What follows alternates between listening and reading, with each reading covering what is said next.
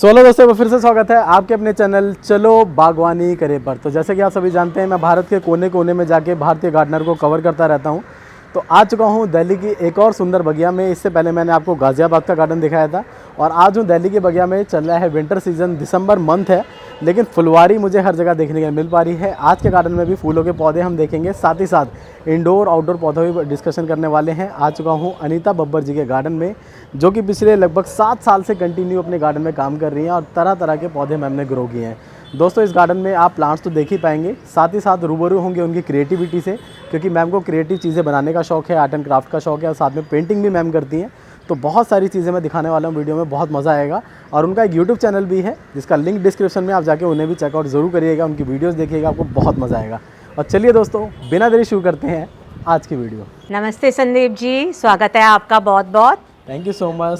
बहुत टाइम से मैं आपका वेट कर रही थी। अरे वाह, बहुत ही अच्छा लगा मैम आपके गार्डन में आके और आपसे मिलके। और हाँ दोस्तों, जी, हाँ जी। देखिए फाइनली आ चुके हैं मैम की बगिया में और देखिए कितनी सुंदर बगिया है। तो इस बगिया को कवर करने के लिए मैम और मैं दोनों ही कोशिश कर रहे थे और पिछले 2 महीने से हम लोग डिस्कशन कर रहे थे कि हमें एक शूट करना है गार्डन का। फाइनली मैं भी दिल्ली में हूँ और मैम भी अब फ्री थी, तो आज हम करने वाले हैं शूट। और देखिए कितनी सुंदर बगिया है, डिटेल में सारी बातें जानेंगे, देखेंगे किस तरह से मैम गार्डनिंग करती हैं। हर एक कोना आप देख के खुश हो जाएंगे, क्योंकि हर जगह आपको क्रिएटिविटी नज़र आने वाली है। लेकिन मैम, ये सब देखने से पहले मैं आपके बारे में जानना चाहूँगा। प्लीज़ हमारे व्यूअर से अपनी गार्डनिंग जर्नी शेयर करें। आखिर आप गार्डनिंग कब से कर रहे हैं, कैसे कर रहे हैं और गार्डनिंग की तरफ रुझान आपका कैसे हुआ? गार्डनिंग तो मैं बचपन से कर रही हूँ, जब से मुझे होश भी नहीं है मैं तब से गार्डनिंग कर रही हूँ। तो पहले मेरे घर के आगे, जब मेरी शादी नहीं हुई थी, हमारे घर के सामने ही पार्क था, तो मैं उसी में कुछ ना कुछ लगाती रहती थी। तो उसके बाद मैं धीरे धीरे, फिर बीच में एक टाइम आया तो बीच में छूट गया। जब बच्चे हो गए और मैं बच्चों की तरफ ही ध्यान देने लग गई, तो बीच में एक छूट गया था। फिर 7 साल पहले मुझे थोड़ी प्रॉब्लम हो गई, हेल्थ इश्यूज़ हो गए। तो जब हेल्थ इश्यूज़ हो गए, उसके बाद मैंने गार्डनिंग स्टार्ट कर दी और पेंटिंग स्टार्ट कर दी। तो ये एक सेल्फ हीलिंग का काम किया, तो गार्डन भी बन गया मेरा और मेरी हेल्थ भी अच्छी हो गई उससे। वाह, मतलब गार्डनिंग से आपको काफ़ी बेनिफिट हुए हैं? हाँ जी, बहुत बेनिफिट हुए हैं मुझे उससे। Nice. और मुझे अभी भी जब भी मुझे लो फील होता है या मैं जब भी नेगेटिव होती हूँ, मैं ऊपर अपने गार्डन में आ जाती हूँ। अमेजिंग, बहुत ही बढ़िया। हाँ तो जी। दोस्तों, अभी आपको बताना चाहता हूँ कि हम टॉप फ्लोर पे हैं और यहाँ पे हम देख पा रहे हैं semi shade plants, adeniums, outdoor plants. तो फ्लावरिंग, फ्रूटिंग, हर तरह के प्लांट्स हमें देखने के लिए मिलने वाले हैं। तो मैम, यहाँ पे आपने स्टार्टिंग लगभग 7 साल पहले यहीं से की थी या पहले जो नहीं, घर पहले था भी मेरे पास प्लांट्स थे जी जी, लेकिन उसके बाद ज़्यादा मैंने जो उसको एक्सपेंड किया वो 7 साल से किया। 7 साल से किया। हाँ तो अगर हम इस टेरेस की बात करें, पर्टिकुलर इस टेरेस की, यहाँ पे किस तरह से आपने शुरू में प्लांट्स रखने शुरू किए, किस तरह के प्लांट्स लाए थे? और जब 7 साल पहले जी, एक क्वेश्चन रहेगा, 7 साल पहले जब आपने इसको करना दोबारा शुरू किया, तो फिर कैसे सोचा कि मुझे किस तरह से रीस्टार्ट करना है इसे? एक्चुअली क्या था, मैं आपको बताती हूँ कि मैं ऐसे ही मरना नहीं चाहती थी। मैं बिल्कुल डेथ बेड पे थी, तो मैं ऐसे नहीं चाहती थी कि मुझे कोई पीछे से, ठीक है लोग आते हैं और जाते हैं, तो मुझे अपनी एक मेमोरीज़ बनानी थी। तो मैंने इसीलिए अपना एक चैनल भी बनाया अनीताज वर्ल्ड के नाम से। Anita's world, Annie's world, Annie's world, क्योंकि मेरा निक नेम एनी है, तो एनीज वर्ल्ड के नाम से ही मैंने अपना एक चैनल बनाया। तो वहाँ पे आप गार्डनिंग वीडियोस डालते हैं? उसमें मैं गार्डनिंग वीडियोस और अपनी पेंटिंग वीडियोस डालती हूँ। तो दोस्तों, लिंक डिस्क्रिप्शन में मैं डाल रहा हूँ, आप जाके चेकआउट करिएगा और बताइएगा कैसा लगा आपको चैनल मैम का। और वहाँ पे आप ये सब एक्टिविटी प्रैक्टिकली करते होंगे, हाँ जी, हाँ जी, बिल्कुल बिल्कुल। मेरे 750 वीडियोस हो चुकी हैं उसके ऊपर, 750 से ऊपर वीडियोस हो चुकी हैं। और वो मैं लाइक्स के लिए नहीं करती, वो मेरा अपना एक शौक है। नाइस। तो जो भी देखना चाहता है किस तरह मैम ये सब करती हैं, वहाँ पे देख सकते हैं आप। और मैम प्लीज़ आगे हम अब आपका गार्डन टूर करना शुरू करते हैं। प्लीज़ आप दिखाना शुरू करें। सबसे पहले क्या दिखाना चाहेंगे? बिल्कुल बिल्कुल, मैं यहाँ से कनेर से शुरू करूँगी। ओके। कि ये सारी कनेर की वैरायटी है और पीछे सारे इसमें येलो और वाइट कलर के हैं और आगे सारे रेड कलर के और पिंक कलर के फ्लावर्स हैं। और इसमें मैंने काफ़ी सीड्स से भी बनाए हैं। मैं आपको सीड्स इसके दिखाती भी हूँ जी। जैसे ये सीड्स आ रही हैं इसके। अगर ये सीड्स सूख जाती हैं, इसको अगर आप लगा दोगे तो आपका एक नया पौधा निकल आएगा। इसमें कितने सीड्स होते हैं मैम? इसमें काफ़ी सीड्स आते रहते हैं, अपने आप चलते रहते हैं। देखिए दोस्तों, छत के ऊपर भी इतना मैच्योर प्लांट हो सकता है कि उसमें आपको सीड्स मिलने लग जाएं और आप फिर इसे इजीली तैयार कर सकते हैं। बात अगर फ्लावरिंग की करें मैम, इसमें पिंक कलर के फ्लावर आते हैं। इसमें बहुत प्यारा रेड कलर और पिंक कलर आता है और वाइट एंड येलो कलर आते हैं। तो ये पूरा सेक्शन है जो फ्लावरिंग के टाइम पे और भी सुंदर लगता है। और एक ये कनेर है, ये मैंने पार्क में से ही तोड़ा था, जो देसी कनेर होता है। अच्छा, इसके भी मैंने, हाँ, येलो कलर के फ्लावर्स होते हैं जिसमें, तो वो मैंने लगाए थे और वो भी देखो कितना मैच्योर्ड प्लांट हो गए हैं। वाह। तो 3 मैंने लगाए तो उसमें से 3 बीज ही निकल आए। अच्छा, एक चीज़ मैं और भी नोटिस कर रहा हूँ मैम, आपके गार्डन में आपने टेराकोटा पॉट्स बहुत अच्छे से यूज़ किए। हाँ जी, हाँ जी। और सिर्फ पॉट्स नहीं, टेराकोटा की और भी डेकोरेटिव चीज़ें मैं यहाँ पे देख पा रहा हूँ, जो आपके गार्डन को और भी सुंदर बना रही है। क्योंकि मैं बहुत ज़्यादा ज़मीन से जुड़ी हुई इंसान हूँ, तो मुझे टेराकोटा बहुत पसंद है। मैं काफ़ी लो उस पे चलती हूँ जी, कि मुझे वो नहीं चाहिए, बहुत हाइप वाले पॉट्स चाहिए या मुझे बहुत हाइप वाले कुछ चाहिए। मुझे टेराकोटा ही पसंद है और टेराकोटा की चीज़ें पसंद है। और दोस्तों आप देख सकते हैं कितने सुंदर भी लग रहे हैं ये, और साथ ही साथ इसका बेनिफिट बहुत सारे हैं, एक नहीं काफ़ी सारे हैं। आपके प्लांट जो हैं हेल्दी रहते हैं।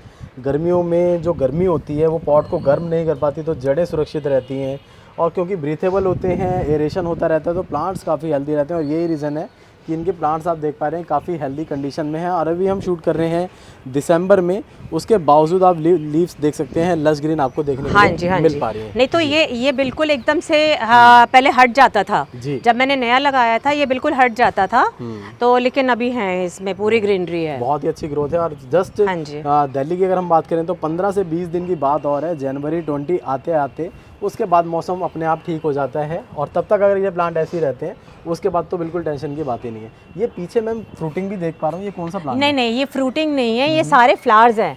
फ्लावर्स हैं और ये वाले जो है ये इसके बीज आ रहे हैं। हाँ। तो ये जब बीज गिर जाते हैं तो वहीं से एक प्लांट निकल आता है। इसका नाम मुझे आज तक पता नहीं लगा, लेकिन इसमें से खुशबू बहुत अच्छी आती है। अच्छा, तो मेन ये आपने इसे फ्लावरिंग के लिए लगाया? हाँ जी। और इसकी खुशबू इतनी अच्छी आती है जब फ्लावर्स आते हैं।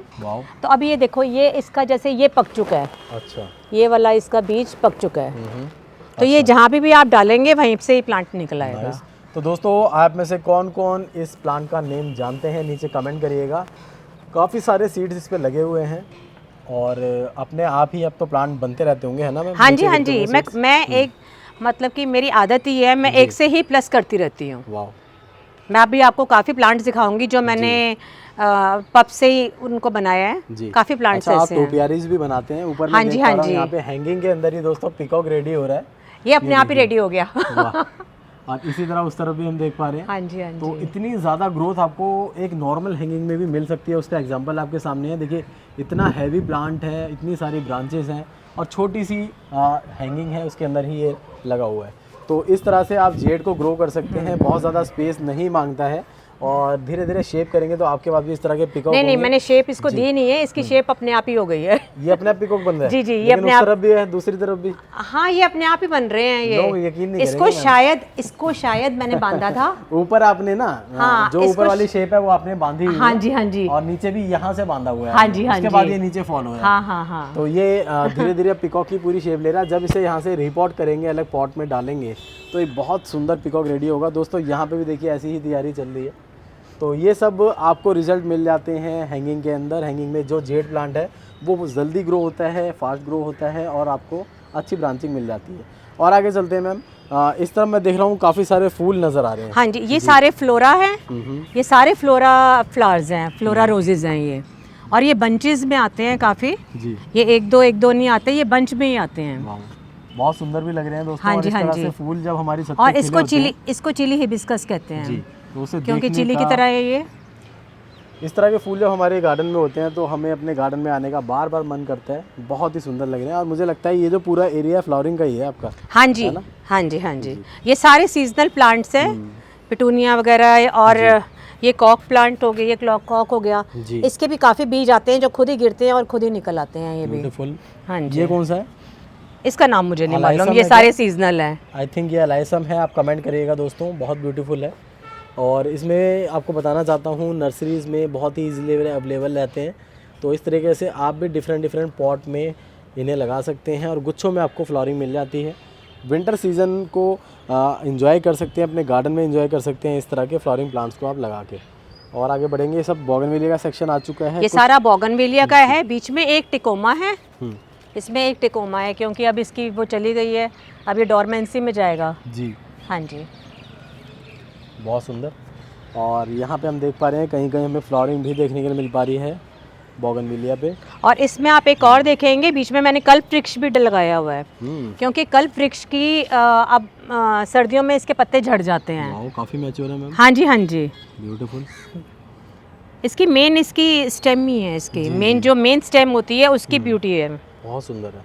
और इतना मैच्योर दोस्तों अक्सर नर्सरीज में मिलना मुश्किल होता है। हाँ जी, ये हमारे गार्डनर्स के पास ही देख पाते हैं आप। बहुत सुंदर मैम। ये 15 साल पुराना होगा ये। अच्छा जी। नाइस। तो इस बारी मैं सोच रही हूँ इसको अब रिपोर्ट करूँगी मैं। साथ ही साथ हम देख पा रहे हैं दोस्तों स्टैंड्स का यूज़ किया है मैम ने। यहाँ पे डुअल लेयर स्टैंड लगे हैं, कुछ पॉट्स को ऊपर और कुछ को नीचे करके रखा है, और लास्ट में फिर नीचे आप सिमेट्री में और भी पॉट्स देख पा रहे हैं। इस तरह से आप कम स्पेस में ज़्यादा प्लांट्स लगा सकते हैं और सारे पॉट्स और प्लांट्स आपको ईजिली विजिबल होते हैं, तो ये बहुत ही अच्छा है। और धीरे धीरे और आगे बढ़ते हैं। पूरा सीजनल फ्लावर्स का आप देख पा रहे हैं, इन्होंने सेग्रीगेशन किया हुआ है।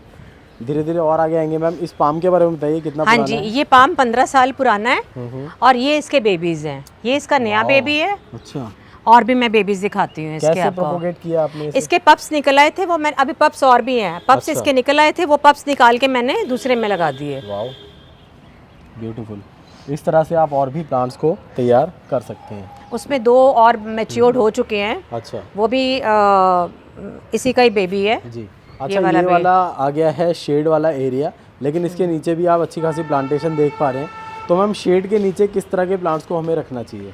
शेड के नीचे मैंने जैसे यहाँ पे हल्की हल्की धूप भी आती है जी। जैसे अब ये रखा हुआ है मैंने song of India, song of India. ये सारे मेरे जैसे क्रोटोन है, इनको ज़्यादा धूप नहीं चाहिए होती, जी, तो इनको थोड़ी सी धूप भी आती है और छाया भी आती है, और ओस भी नहीं पड़ती। मेन ये होता है ओस से भी खराब होते हैं पौधे। अच्छा, तो इनको इसलिए में सर्दी ज्यादा होती है। हाँ जी, हाँ तो जी, इसलिए आपने ओस से बचाने के लिए भी प्लांट्स को यहाँ रखा हुआ है। जी जी जी। और दोस्तों साथ ही साथ क्योंकि सेमी शेड मिल रहा है और इनडायरेक्ट सनलाइट भी मिल रही है, तो ये सारे के सारे हैं सेमी शेड प्लांट, जो कि सेमी शेड और ये बीच में मैंने ड्रेसिना लगाया हुआ है। ये है ड्रेसिना। क्रोटोन की देखिए काफी वैरायटीज हैं मैम। हाँ जी, हाँ जी। ये लगा रखी है। एक ये निकल गया था मेरा, ये खत्म हो गया था, इसमें फंगस लग गया था, लेकिन मैंने रीस्टार्ट कर दिया इसको। दवाई बचाया आपने इसे?